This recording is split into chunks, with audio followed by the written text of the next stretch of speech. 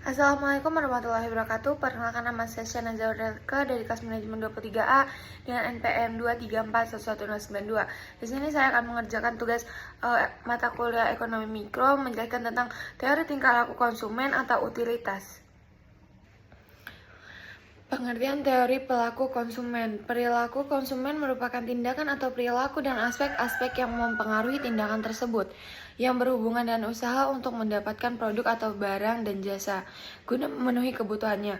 Perilaku manusia sangat kompleks sehingga sangat sulit digambarkan dengan kata-kata, dan dalam memahaminya pun perlu abstraksi yang kuat.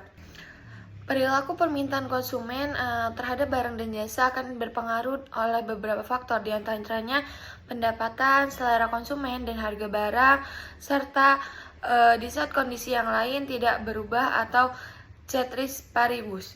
Perilaku konsumen ini didasarkan pada teori perilaku konsumen yang menjelaskan bagaimana seseorang dengan pendapatan yang diperolehnya dapat membeli barang dan jasa sehingga tercapai kepuasan tertentu sesuai dengan apa yang diharapkannya. Teori perilaku konsumen ini adalah teori yang mempelajari bagaimana manusia atau konsumen itu memuaskan kebutuhannya dengan membeli atau menggunakan barang dan jasa. Teori perilaku konsumen menurut pendekatan teori ekonomi mikro beranggapan bahwa setiap konsumen akan berusaha memperoleh kepuasan maksimal, maximization utility.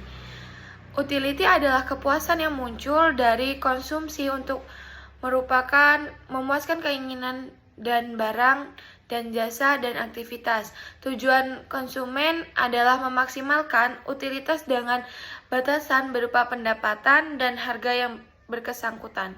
Pendekatan teori tingkah laku konsumen. Terdapat dua pendekatan di mana terkait dengan perilaku konsumen, yaitu pendekatan kepuasan utility kardinal dan pendekatan kepuasan ordinal.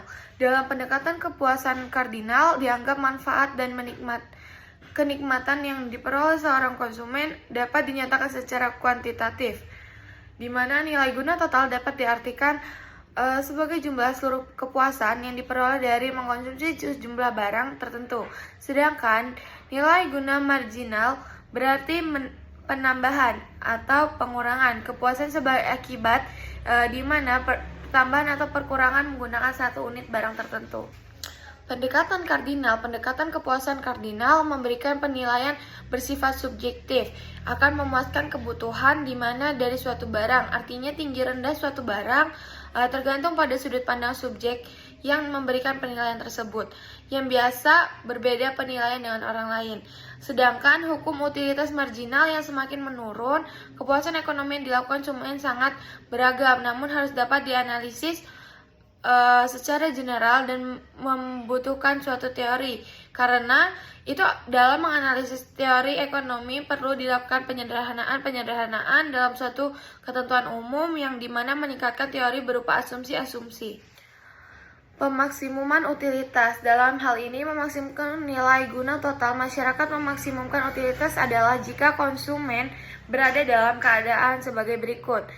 Menurut Sadono Sukirno 2005-130, seorang akan memaksimumkan utilitas dari barang-barang yang dikonsumsinya apabila perbandingan utilitas marginal berbagai barang tersebut dalam sama dengan perbandingan harga-harga tersebut. Yang kedua, seseorang akan memaksimumkan utilitas dari barang-barang yang dikonsumsinya apabila utilitas marginal untuk setiap rupiah yang dikeluarkan adalah sama untuk setiap barang yang dikonsumsikan. Saya sudah menyediakan sekudar utilitas atau total utility dan utility marginal. Marginal utility untuk mengkonsumsi barang A dalam satu periode. Bisa dilihat di PPT di atas, akan membentuk kurva total utility dan marginal utility seperti yang PPT di atas tunjukkan. Oke, sekian presentasi dari saya. Saya akhiri. Wassalamualaikum warahmatullahi wabarakatuh.